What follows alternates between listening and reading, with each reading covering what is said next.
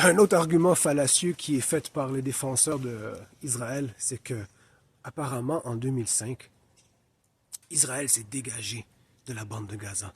Ils ont retiré, malgré eux, ça leur a fait vraiment mal, leurs colons et leurs colonis de la bande de Gaza.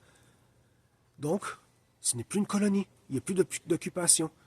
Les Palestiniens et les Gazaouis, ils sont responsables de ce qui se passe. Attends un peu, est-ce que vous nous prenez tous pour des stupides ou c'est vous qui êtes stupides? C'est vraiment criminel, ce que vous dites.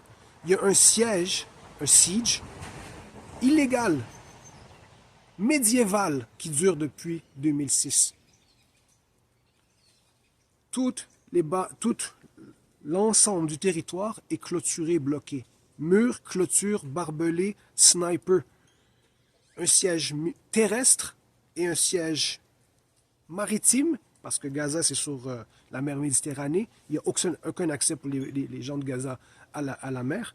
Et bien sûr, aérien, parce que les voies aériennes appartiennent pas aux Palestiniens. Ils ne sont pas chez eux. Tout appartient à Israël apparemment, c'est leur terre. Ils contrôlent tout ce qui rentre et tout ce qui sort.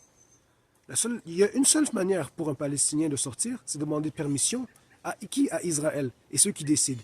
Et dans 95% du temps, ils disent non. Tu as besoin d'une chirurgie qui se passe dans la bande de Gaza, en Cisjordanie, ou aller rencontrer quelqu'un d'autre ailleurs en Palestine. Non, tu dois demander permission à Israël. La majorité du temps, ils disent non.